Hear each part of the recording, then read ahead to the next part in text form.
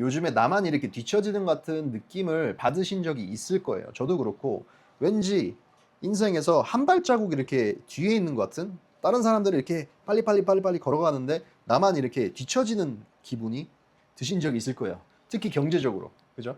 요즘에 소셜 미디어 같은 걸 보면은 뭐 인스타그램 같은 거, 뭐 주말에 항상 뭐 친구들 보면은 비싼 레스토랑들 가고, 차도 좋은 거 사고, 집도 사고, 그죠? 나만 뒤처지는 것 같아. 나는 아직 그런 거 아직 못했거든. 해외여행을 어떻게 이렇게 자주 갈 수 있는 거지? 이런 생각도 해보신 적 있을 거예요. 그죠? 분명히 있을 거예요. 근데 정작 나는 월 말만 되면은 뭐 카드값 걱정하고, 카드값 어떻게 내야 되지? 이런 걱정하고, 그리고 왠지 월급 들어오면 진짜 통장을 스쳐 지나는 것 같아. 그죠? 근데 이럴 때 드는 생각이 있어요. 내가 뭔가 잘못하고 있는 걸까? 그런데 정말 진실은 생각보다 자기 자신이 남들보다 더 잘하고 있을 수도 있다는 거예요. 그리고 이렇게 느끼는 감정이 정말 정상적이라는 거를 알아두셔야 됩니다. 당신만의 문제가 아니에요, 이거는. 우리 모두가 이렇게 느끼고 있어. 특히 MZ세대의 대부분이 재정적 FOMO를 겪고 있다고 합니다. Fear of missing out. 진짜 내가 뭔가 놓친 것 같은 그런 느낌 있죠. 왠지 기차를 놓친 것 같아. 다른 사람들은 막 비트코인을 막 500달러에 샀대. 지금 막 1억이 넘는데. 그죠? 왠지 기차가 떠나간 것 같아. 이런 걸 느끼는 사람들이 생각보다 정말 많다는 거예요, 세상에. 그리고 돈의 이형증, money dysmorphia라는 뭐 현상도 생겼대요. 그래서 body dysmorphia라고, 왜 우락부락한 이런 근육 헬창들이 자기 자신의 몸을 보면서, 거울을 보면서 이렇게 빈약하지? 이렇게 느끼는 거랑 같은 맥락으로 자기 자신의 재정에 대해서 왠지 빈약한 것 같고 자꾸 남들과 이렇게 비교를 하게 되고, 이런 현상을 디스모피아, 그러니까 머니 디스모피아라는 현상이 생기고 있다고 합니다. 자, 왜 이렇게 나보다 이렇게 잘 사는 것 같은 사람들이 왜 이렇게 많지라고 생각을 하시는데, 내면을 보면요, 빚지는 사람들이 점점 많아지고 있어요. 예를 들어서 미국의 가계부채가 뭐 18조 2천억 달러를 넘었대. 그 중에 신용카드 빚만 1조 3천억 달러를 넘었대요. 진짜 엄청나게 큰 돈이에요. 이게 원화로 환산하면 난 원화로 환산할지도 모르겠어. 너무 커서. 뭐 카드 한 번 이렇게 딱 긁어버리면 이자부터 이렇게 따라오고 하는데, 사람들이 계속 빚을 지면서 이 외면적으로 보이는 것에 집중을 한다는 거예요. 그래서 뭐 명품 사고 해외여행 가고 욜로 이러면서 계속 이렇게 돈을 쓰는 거죠. 빚을 지고. 그래서 결국에 보면은, 내면을 보면은 빚지는 사람들을 점점 이게 늘어나고, 그리고 왠지 저 주변에 있는 사람들 보면은 왠지 잘 사는 것 같고, 차도 좋은 거 타고 집도 좋은 데 사고. 근데 이게 다 내면적으로 보면은 결국에 뭐 대부분 빚이 있을 수 있다는 그런 얘기예요. 자, 예를 들어서 미국에서 이렇게 유행하고 있는 게 있어요. Buy Now, Pay Later라는 서비스예요. BNPL이라고. 뭐 물건을 사면은 뭐 12개월 할부를 할 수 있고, 뭐 3개월 할부하고, 뭐 24개월 할부를 하고, 이렇게 해서 살 수 있다는 거. 나도 한번 해봤어요. 궁금해서. 3개월 할부로 뭘 하나 사봤어, 아마존에서. 뭐 서비스가 있더라고. Buy Now, Pay Later라는 서비스가. 그런데 이게 미국에서 이슈가 된 게 뭐냐면은, 여기 우버이츠인가? 여기 뭐 음식 배달하는 서비스에서 브리또를 사는데, 그걸 브리또를 페이먼트 플랜 해가지고 Buy Now Pay Later 그 서비스를 이용해가지고 3개월 할부를 해서 산다는 거야. 2만 원짜리 브리또를. 그게 진짜 성행하고 있어요. 이런 게 성행하고 있고, 사람 사는 게 이렇게 빡빡해졌다는 거야. 그런데 이렇게 빡빡해졌는데 주변 사람들은 왜 이렇게 잘 사냐고 생각을 할 수 있는데, 한번 뒤집어서 생각해 보면은 돈 빌리기가 쉬워진 거야. 그죠? 물론 금리는 올랐지만은 돈 빌려서 뭐 사고 하기는 예전보다 더 수월해졌다는 거예요. 자, 그리고 특히 20대, 30대들이 삶이 빡빡해진다는 것을 느끼는 게 이유가 있어요. 2020년을 예를 한번 들어볼게요. 2020년 뭐 거의 한 가정에서 3% 금리로 5억짜리 집을 30년짜리 해가지고 샀다고 한번 생각을 해볼게요. 그러면 월 납입금이 한 210만 원, 200만 원 정도 돼요. 그런데 지금 금리 한 7% 생각해가지고 산다고 해볼게요. 그러면 한 330만 원 정도 내야 돼요. 같은 5억짜리 집인데 매달 한 100만 원, 120만 원씩 이렇게 차이가 나는 거예요. 자, 금리 높아지니까 집 사기도 힘들어진 거예요. 당연히 힘들 수밖에 없지. 당연히 뒤처지는 느낌을 받을 수밖에 없지. 그죠? 자, 미국을 예를 들어서 첫 주택 구매자 평균 연령이 90년대 28세에서 현재 지금 38세라. 38세. 38세. 38세면은 나이 진짜 많은 거예요. 만 38세야. 마흔에 첫 집을 사는 거야. 이게 평균 연령이래. 옛날에는 90년대는 28세였는데 10년이 넘은 거야. 10년이. 10년 차이가 나는 거야. 10년이라는 이 시간이 짧은 시간이 아니거든요. 특히 20대, 30대 때. 그죠? 그리고 요즘에는 또 주택 10채 중 한 채는 기관 투자자가 소유를 하고 있다고 합니다. 미국에서. 한국에서는 이 스탯이 어떻게 되는지 잘 모르겠어요, 솔직히. 근데 비슷하지 않을까 이런 생각을 해보고 있어요. 왜냐면은 요번에 이재명이 대출을 막았잖아. 큰 돈을. 그러면 누가 들어오겠어? 외국인들 들어오고 그냥 기관 투자자들이 소유를 하는 거지. 결국에는 일반 시민들은 가질 수 없는 거지. 수도권에서 집을. 그죠? 그래서 뭐 기업도 경쟁해야 되고 경쟁할 사람들이 굉장히 많아졌어. 그죠? 일반인으로서 이런 기관들 그리고 뭐 외국인들이랑 경쟁을 해야 되고 집 사는데 정말 살기가 팍팍해졌다는 거예요. 그죠? 자, 여기서 중요한 질문을 해야 되는데 그럼에도 불구하고 정말 찐 부자들, 정말 어떻게 부를 이렇게 쌓아가는 사람들이 존재를 할까? 이런 퍽퍽한 환경에서 그들은 뭘 알고 있을까? 이런 거를 생각을 해볼 필요가 있는 것 같아요. 그리고 제가 생각하는 답은 단순한 것 같습니다.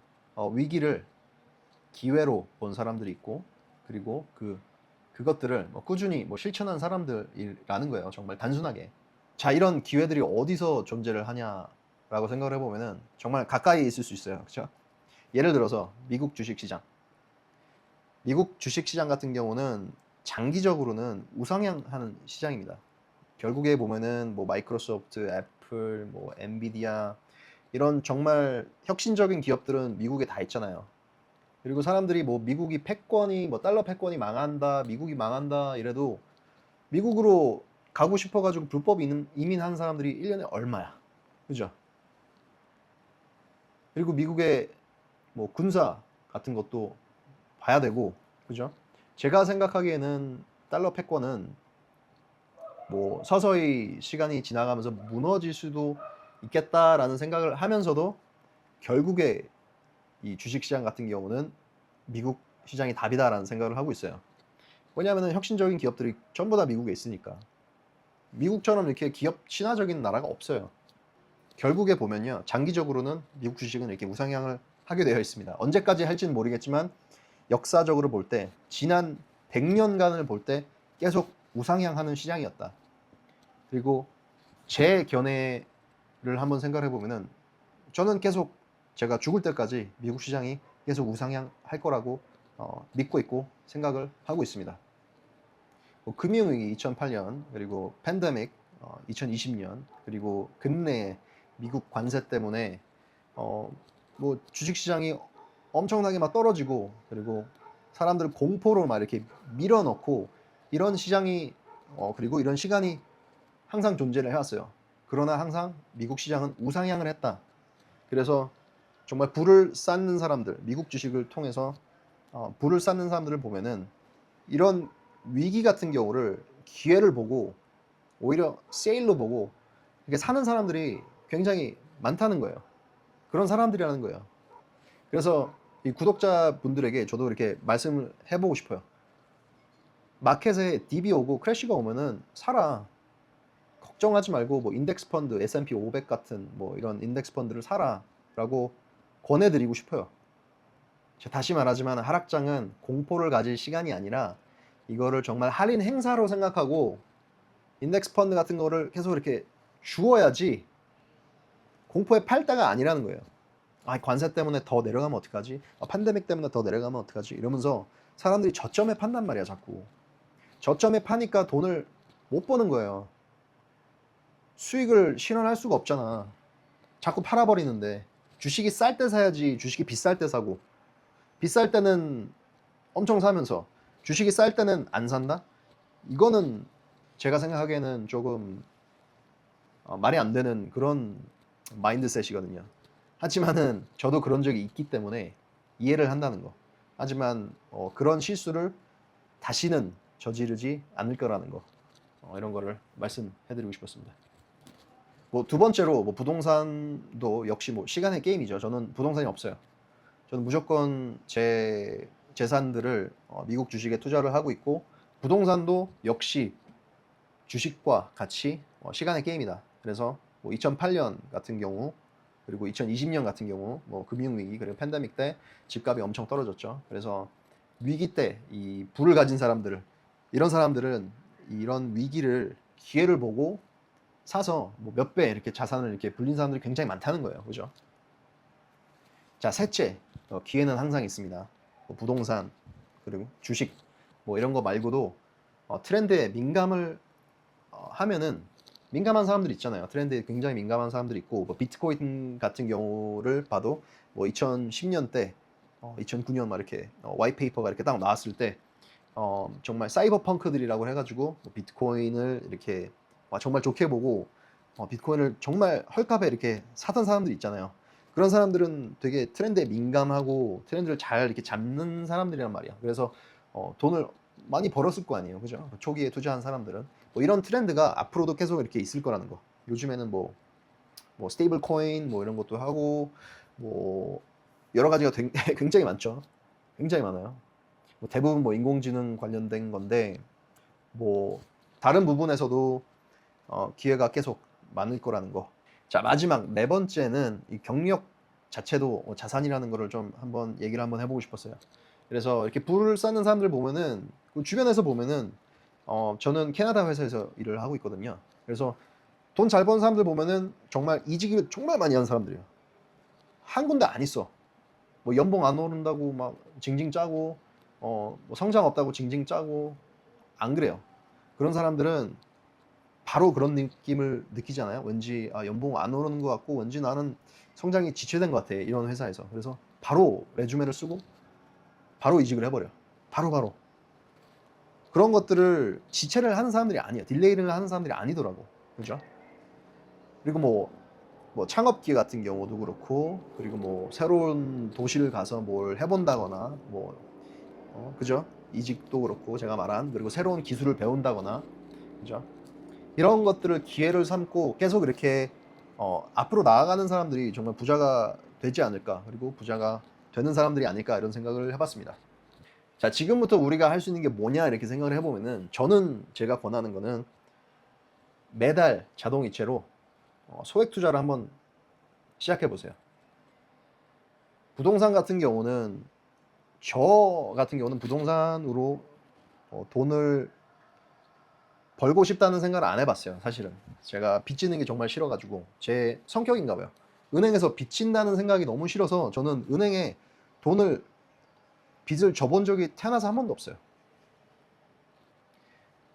하지만 기회는 존재한다고 했죠. 미국 시장, 저는 정말 미국 주식을 시작하라고 권해드리고 싶습니다. 매달 소액이라도 5만 원이라도 10만 원이라도 진짜 만 원이라도 매달씩 매주씩 이렇게 투자를 한번 해보세요. 밖에 나가서 술 먹으면서 15만 원 20만 원씩 이렇게 쓸 바에 돈 조금 아껴가지고 국밥 한 그릇 먹고 그 나머지 돈을 미국 주식에 한번 투자를 해보라고 권해드리고 싶어요. S&P 500 인덱스 펀드를 사서 매달 투자를 한번 해보세요. 정말 복리와 시간은, 이게 합쳐지면 정말 마법이 되거든요. 그래서 이 돈이 정말 눈덩이처럼 부러지는 거를 이렇게 정말로 볼 수 있을 겁니다. 그리고 제가 소외감에 대해서 얘기를 좀 했는데, 이 소외감을 느끼지 않기 위해서, 내가 뒤처진다는 느낌을 안 받기 위해서는 정말 내 숫자에 집중을 하고, 내 수입에 집중을 하고, 내 지출에 집중을 하고, 그리고 내 저축, 그리고 내 투자에 집중을 하라는 말을 해드리고 싶어요. 남의 하이라이트를 보기 대신에 자신의 대시보드를 만들어 가지고, 자신의 뭐 이런 거를 만들어 가지고 자신 것만 보라고 계속 이렇게 집중을 하다 보면은 결국에 돈이 엄청나게 이렇게 불어나고 그다음에 나중에는 정말 편하게 삶을 사는 순간이 올 수 있을 거라고 생각을 하고 있어요. 뭐 다시 소셜 미디어로 돌아와서 내 성장에 영감을 주는 사람만 주변에 남기고 내 소비 감정을 자극하는 사람들을 조금 멀리 했으면 좋겠어요. 이 소셜 미디어에서든 아니면은 뭐 정말 주변에서든 이 소비 욕구를 자극하는 사람들을 이렇게 옆에 두다 보면은 나도 모르게 이렇게 돈을 쓰게 되거든요. 저도 그런 적 있어요. 굉장히 많아요. 그리고 이런 거를 결국에 이겨내야지 나중에 정말 여유롭게 살 수 있는 그런 발판이 만들어지겠죠. 자, 여러분, 지금 당신이 느끼는 그 무력감 정말 정상입니다. 너무나 자연스러운 감정이고요.